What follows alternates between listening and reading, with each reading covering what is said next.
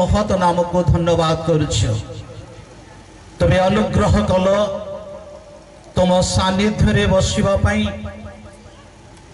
तुम सानिध्य को आम जीवन रे अनुभव करने तुम उपस्थिति को ज्ञात होगापाई तुम्हें आमान को अनुग्रह करियछ से धन्यवाद करुछ।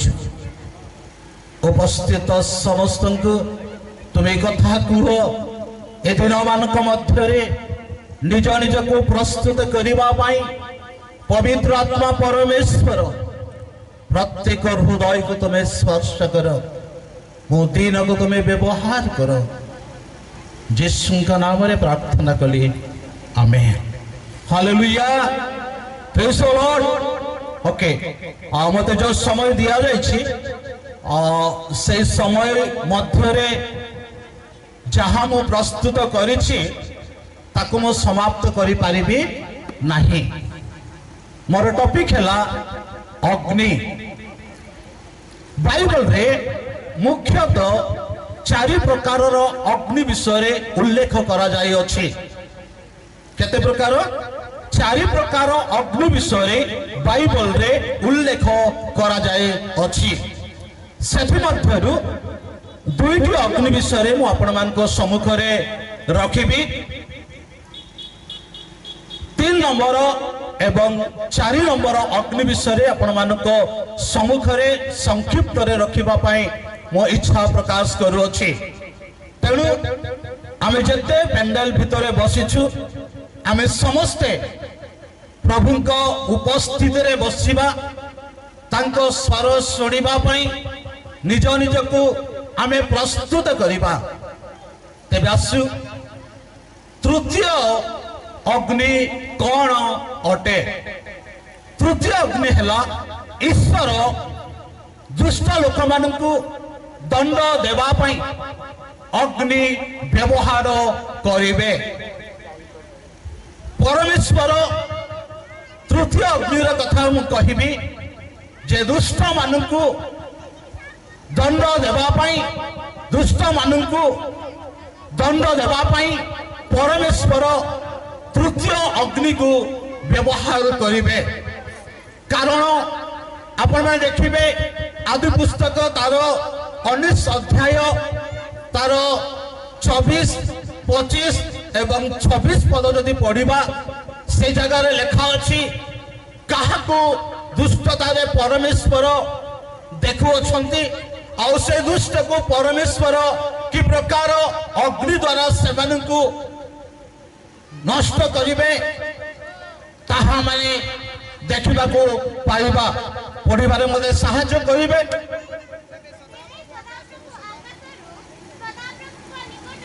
माइक धरंतु मा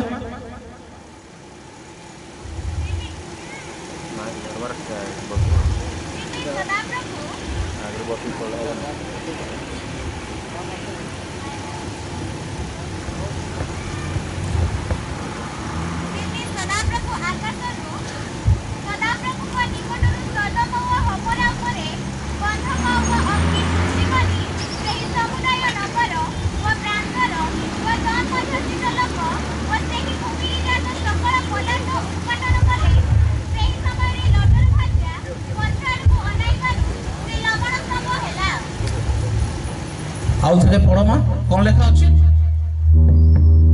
तेबे सदाप्रभु आकाशरु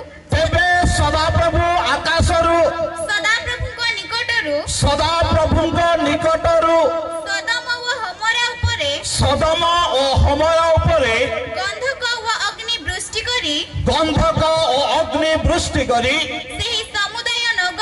सेही समुदाय नगर व प्रांतर व तन्मध्यस्थित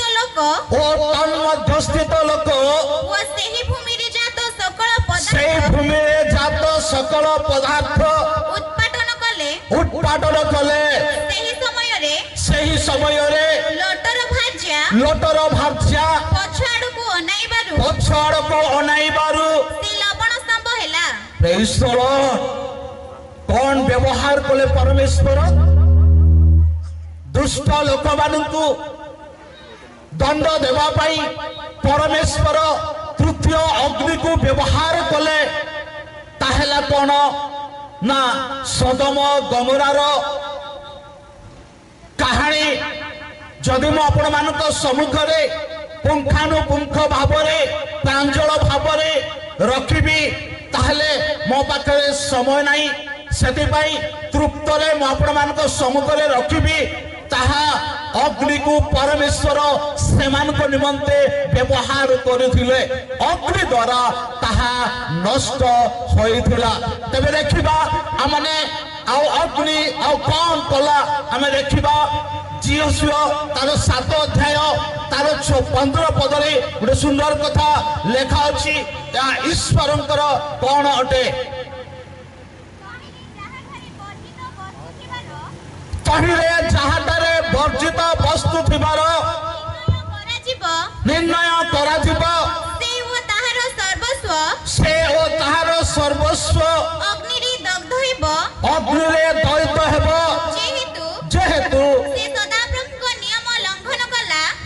हाँ से सदाप्रभुଙ୍କ नियम लंघन कला ओ से इस्राएल मध्यरे हाँ मूढ़तार कर्म कला।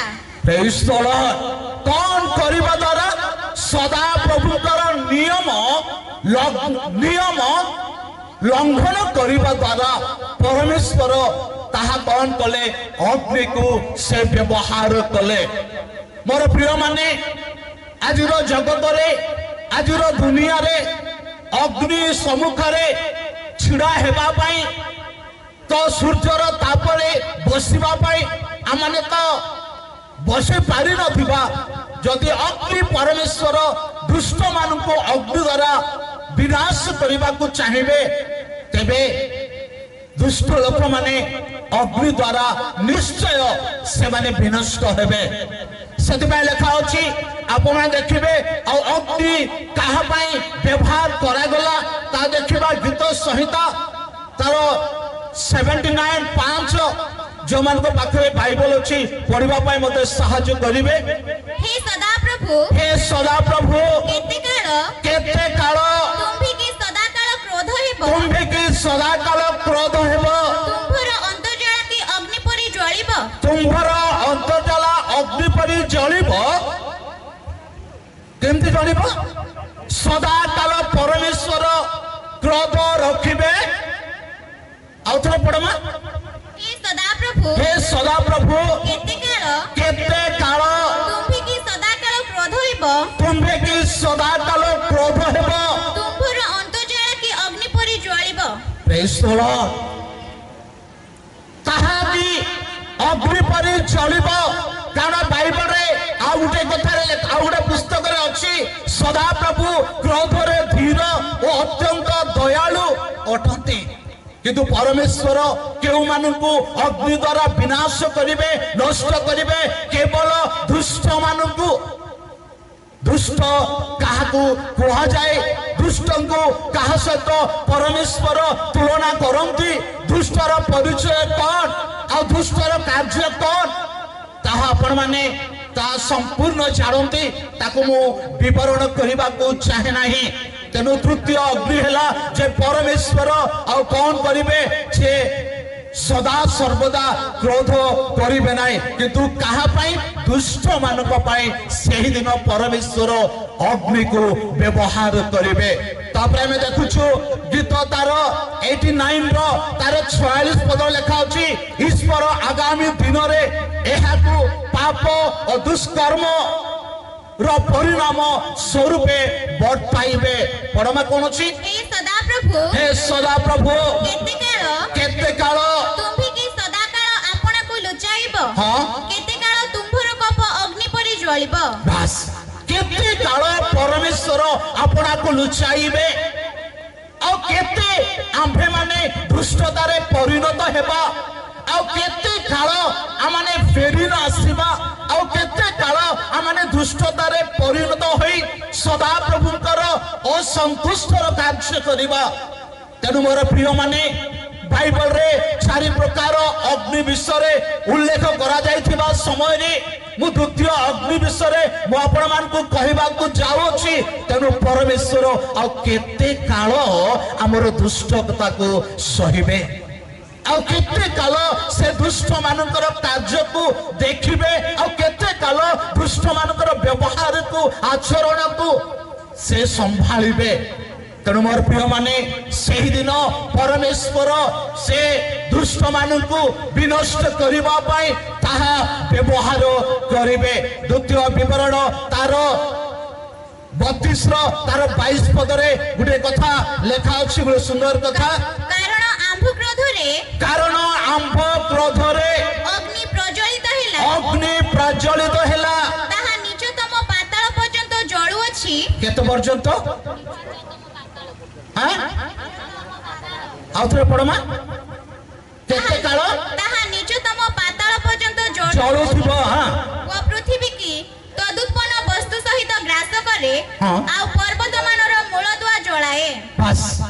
ଆଉ କେତେ କାଳ ମୋର ପ୍ରିୟ ମାନେ, ଆଉ କେତେ କାଳ ପରମେଶ୍ୱର ତାହା ଜଳାଇବେ।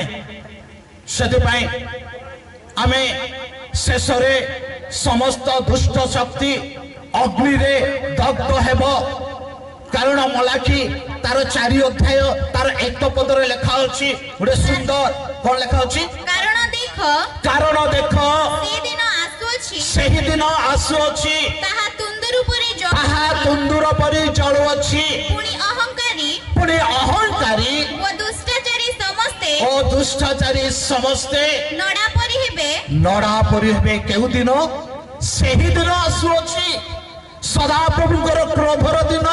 ସଦାପ୍ରଭୁ ଦୁଷ୍ଟ ମାନଙ୍କୁ ଆଉ ଦଣ୍ଡ ଦେବା ପାଇଁ, ସଦାପ୍ରଭୁ ଦୁଷ୍ଟ ମାନଙ୍କର ପରିଣାମ ଭୋଗ କରିବା ପାଇଁ ସେହି ଦିନ ଅଗ୍ନିକୁ ବ୍ୟବହାର କରିବେ। ସେହି ଦିନ ଲେଖା ଅଛି ସେମାନେ ନଡ଼ା ପରି ହେବେ। ଆଉ କଣ ଲେଖା ଅଛି ମା? ଆଉ ସେମାନଙ୍କର ମୂଳ କି ଡାଳ ଯେପରି ଅବଶିଷ୍ଟ ନ ରହିବ।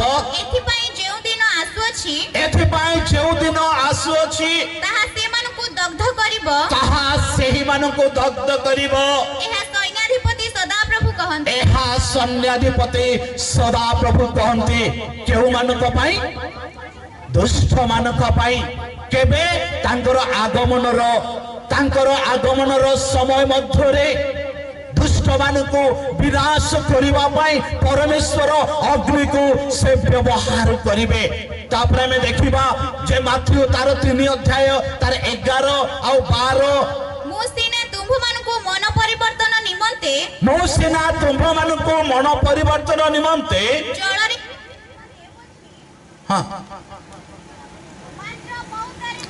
ମାତ୍ର ମଉତାରେ ଯେ ଆସୁଅଛନ୍ତି, ମୋ ଠାରୁ ଅଧିକ ଶକ୍ତିମାନ, ତାହାଙ୍କ ପାଦୁକା ବହନ କରିବା ପାଇଁ ମୁଁ ଯୋଗ୍ୟ ନୁହେଁ। ସେ ତୁମ୍ଭମାନଙ୍କୁ ପବିତ୍ର ଆତ୍ମା ଓ ଅଗ୍ନିରେ ବାପ୍ତିସ୍ମ ଦେବେ। ତାହାଙ୍କ ହାତରେ କୁଲା ଅଛି। ଆଉ ସେ ନିଜ ଖୋଳା ଉତ୍ତମ ରୂପେ ପରିଷ୍କାର କରି ଆପଣା ଗହମ ଅମାରରେ ସଂଗ୍ରହ କରି ରଖିବେ। କିନ୍ତୁ ଅଗାଡ଼ି ଯାକ ଅଗ୍ନିରେ ପୋଡ଼ି ପକାଇବେ। କଣ ବ୍ୟବହାର କରିବେ ପରମେଶ୍ୱର? ଅଗ୍ନିକୁ ବ୍ୟବହାର କରିବେ। ଆମେ ସିନା ମନ ପରିବର୍ତ୍ତନର ବାପ୍ତିସ୍ମ ନେଇଅଛୁ, ଆମେ ସିନା ପାପ କ୍ଷମାର ବାପ୍ତିସ୍ମ ନେଇଅଛୁ, କିନ୍ତୁ ଯେ ଆସିବେ ସେ କଣ କରିବେ? ଅଗ୍ନିକୁ ବ୍ୟବହାର କରିବେ। ଆମଙ୍କର କାର୍ଯ୍ୟ, ଆମଙ୍କର ଚାଲିଚଳନ, ଆମଙ୍କର ବ୍ୟବହାର, ଆମଙ୍କର କଥାଭାଷା କାହା ସହିତ ପରମେଶ୍ୱର ତୁଳନା କରୁଅଛନ୍ତି ତାହା ଆମେ ଭାବି ନ ପାରୁ। କିନ୍ତୁ ଆମେ ଭାବୁଛୁ ଆମେ ଠିକ କରୁଛୁ, ଆମଙ୍କର ବ୍ୟବହାର ଉତ୍ତମ, ଆମଙ୍କର କାର୍ଯ୍ୟ ଉତ୍ତମ, ଆମଙ୍କର କଥାଭାଷା ଉତ୍ତମ, ଆମଙ୍କର କାର୍ଯ୍ୟକଳାପ ଉତ୍ତମ। କିନ୍ତୁ ପରମେଶ୍ୱର ସେ ସବୁକୁ ସେ ପରୀକ୍ଷାରେ ଆଣୁଅଛନ୍ତି। ସେଥିପାଇଁ ପରମେଶ୍ୱର ଆଉ ଦେଖିବା ଯେ ଭ୍ରଷ୍ଟ ଜଗତ ନିମନ୍ତେ ଈଶ୍ୱରଙ୍କର ଶେଷ ବିଚାରର ପରିଣାମ କଣ ଅଟେ? ଅଗ୍ନି। ଶେଷ ବିଚାରର शेष भ्रष्ट जगत निमंते ईश्वर शेष विचार परिणाम अग्नि द्वितीय पितर तार 3 अध्याय तार 7 पदरे गोटे सुंदर कथा लेखा अछि पुणी यही वर्तमान आकाश मंडल ओ पृथ्वी ସେହି ବାକ୍ୟ ଦ୍ୱାରା ସେହି ବାକ୍ୟ ଦ୍ୱାରା ଅଧାର୍ମିକ ଲୋକମାନଙ୍କର ବିଚାର ଓ ବିନାଶର ଦିନ ଆସିବା ପର୍ଯ୍ୟନ୍ତ ସଞ୍ଚିତ ହୋଇ ଅଗ୍ନି ନିମନ୍ତେ ରଖିତ ହୋଇଅଛି। ଅଗ୍ନି ନିମନ୍ତେ ରଖିତ ହୋଇଅଛି। प्रथम कथा में देखिलु जे ईश्वर दुष्ट लोक मानकु दंड देबा पाई अग्नि को व्यवहार करिवे। द्वितीय विषय को आमे जीवा आ कोन हे पारे ईश्वर तांको मनोनीत लोक मानकु पवित्र करिबा निमंते अग्नि को व्यवहार करिवे। Praise the Lord. प्रथम कथा में देखिलु जे दुष्ट मानकु परमेश्वर विनाश करिबा पाई नष्ट करिबा पाई अग्नि को व्यवहार करथिले। तांकर आज्ञा लंघन करिबा लोक मानक पई तांको व्यवस्था को पालन न करिबा लोक मानक पई सेहि दिन परमेश्वर अग्नि को व्यवहार करिवे। द्वितीय कथा में देखिबा शेष अग्नि कथा ईश्वर तांको मनोनीत लोक मानकु अग्नि द्वारा पवित्र करिबा निमंते व्यवहार करिवे। लेखा अछि अनेक समय रे केतेबेले अनेक समय रे तांको मनोनीत लोक माने तांको आश्रित लोक माने तांको रक्त रे पीत लोक माने तांको निमंते प्रस्तुत होतिबा लोक माने तांको पई दंड पाउतिबा लोक माने तांको पई अपमान पाउतिबा लोक मानको पई तांको पई अनेक दुख कष्ट मध्य दे छिबा लोक मानको पई मध्य परमेश्वर सेहि दिन अग्नि द्वारा सेमानको पवित्र करिबा पई इच्छा करी अछंते। सेति भाबे देखिबा आपमान देखिबे अनेक समय रे दुई जीवनर परीक्षार सम्मुखीन हेबा समय रे 3 अनुभव करूथाओ। गीत संहिता तार 66 रो तार 12 पदर कथा लेखा अछि। गोटे सुंदर कथा कोन अछि मा तुम्भे आंभमानक मस्तक उपरे लोकमानकु चढ़िबाकु देइछ लोकमानकु चढ़िबाकु देइछ आंभे माने आतिक्य रहि जामा तुम्भे आंभमानकु लोकमानकु चढ़िबाकु देइछ काहाकु ईश्वर आपण मानकु मनोनीत करिसंती। ईश्वर आपणार रक्त दे आपण मानकु क्रय करिसंती। ईश्वर आपण मानकु तांको सेवा पई प्रस्तुत करिसंती। जदि आपण मानको सेवा रे आपण मानकर सेवा जीवन रे कष्ट पाउछंती ताहा केवल सदा प्रभुकर अनुमति सकासु सदा प्रभु आपण मानक पई कष्ट देवा निमंते सदा प्रभु सेही मानकु आपनको ऊपरे व्यवहार करिबा पई मनोनीत करी अछंती। आपण मानकु आमे भाबिबा को हेबो नाही मु एते भलो प्रार्थना करूची मु एते भलो वाक्य सुनु अछि एते सुंदर जीवन काटू अछि पवित्रता रे जीवन काटू अछि सेवा रे जीवन काटू अछि मु काहे कि एते दंड पाउची मु एते काहे कि लज्जित होउची लोक माने काहे कि मते ताड़ना करंती लोक माने काहे कि मते अपमान करंती एहार कारण हैला परमेश्वर। आउ थरे पड़मा सेटा कोन तुम्भे आंभ मानक मस्तक उपरे कोन मा लोक मानकु चढ़िबाकु देइछ आंभे माने अग्नि ओ जल मध्य देई गमन कलु आंभे माने अग्नि ओ जल मध्य देई गमन कलु मात्र तुम्भे आंभ मानकु धनाढ्य स्थान को आनियछ केमिति स्थान को प्रेज द लॉर्ड को मध्य दे तांको मनोनीत लोक माने चालू अछंती अग्नि एवं जल मध्य दे चालीबा पाई परमेश्वर आपण मानकु एवं मते मनोनीत करी अछंती। अग्नि को प्रत्येक लोक भय करंती जल को प्रत्येक लोक माने भय करंती। जल सहित में खेलिबा नाही अग्नि सहित में खेलिबा नाही अग्नि सहित अग्नि सम्मुख रे हमें बहाना करिबा नाही जल पाखरे हमें खेलिबा नाही। किंतु आंभ मानकु अग्नि एवं जल मध्य दे चलिबा पाई परमेश्वर सेही मानकु आंभ पर चढ़िबा पाई आंभ को और से माने एक प्रकार व्यवहार करिबा पाई परमेश्वर सेही मानकु आंभ निकट को पठांती। Praise the Lord, hallelujah. तापरे में देखिबा आ को द्वारा हमें परिष्कार हेबा पवित्र हेबा आ थरे देखिबा जिसाय तार 43 रो तार 3 पद टिके पढतो 1 एवं 2। मात्र हे जाकुब जे तुमको सृष्टि कले हे इस्राएल जे तुमको निर्माण कले सही सदा प्रभु एबे एही कथा कहंती भय कर नाही कारण आम्भे तुमको मुक्त करियछु आम्भे तुम्भर नाम धरी तुमको आह्वान करियछु तुम्भे आम्भर तुम्भी जल मध्य दे जिबा बेले आम्भे तुम सहित रहिबा नद नदी मध्यरे गमन कले ताहा तुमको कौन करिब नाही मग्न करबा को देब नाही विनाश करबा को देब नाही। आपणकर सेवा जीवन रे आपणकर विश्वास जीवन रे सदा प्रभुकर एक मनोनीत संतान हे अछंती। आपण माने जल रे चलिबा समय प्रभु आपण मानकर सहवर्ती हेबे ताहा मग्न करबा को ताहा देब नाही। प्रेज द लॉर्ड, कारण परमेश्वर आपण मानकर सहवर्ती अटंती। तापर आमे देखिबा को जीवा प्रथम पितर तार 1 तार 7 पद टिके पढमा कोन अछि किपरि अग्नि द्वारा परीक्षित क्षयणीय सुवर्ण अपेक्षा अधिक बहुमूल्य जे तुमभମାନଙ୍କର परीक्षा सिद्ध विश्वास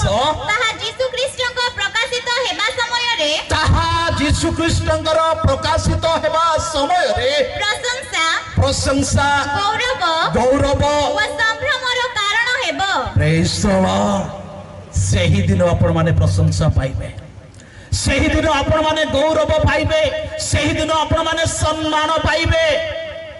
किंतु जते दिन आमे जगत रे बंचिछु, जते दिन आमे तांको सेवा रे अछु, जते दिन तांको रक्त रे आमे कृत होई तांको सेवा जीवन काटु अछु, सेते दिन मध्य पर्यंत आमे कौन करिबा जल मध्य दे चलिबा। सेही दिन परमेश्वर आपण मानकु गौरव देबे, आपण मानकु सम्मान देबे, आपण मानकु प्रशंसा करिबे। किंतु वर्तमान समय रे आमे प्रशंसा पाइबार योग्य नुह, योग्य नुह। आमनकर विश्वास आरंभ विश्वास शेष पर्यंत शेष निश्वास पर्यंत जेतबेला आमे विश्वास रे चलिबा सेवा करी जीवन काटिबा तेबे सही दिन परमेश्वर आपण मानकु सही सम्मान देबे। आज अनेकों द्वारा आपण माने दंड भोगुछंती, अनेकों द्वारा गाली भोगुछंती, अनेकों द्वारा थट्टा परिहास निंदा अपमान मध्य दे जाओ छंती ताहा जीवन रो शेष पर्यंत चलंतु।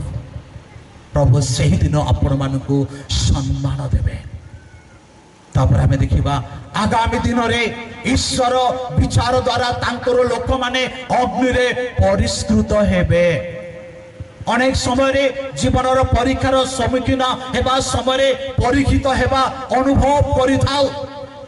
द्वितीय कथा हमें देखिबा आगामी दिन रे ईश्वरकर विचार द्वारा तांकर लोक माने अग्नि रे परिष्कृत हेबे। जिखरियो तार 13 अध्याय तार 9 पद कथा लिखा अछि। सेही तृतीयांश को आम्भे अग्नि मध्य दे आम्भ लोक मानकु आनिबा रूपा जेपरि परिष्कृत हुए तद्रूप सेमानकु परिष्कार करिबा, तद्रूप सेमानकु आमे कोन करिबा परिष्कार करिबा। आउ सुवर्ण जेपरि परीक्षित हुए ଓ ସୁବର୍ଣ୍ଣ ଯେପରି ପରୀକ୍ଷିତ ହୁଏ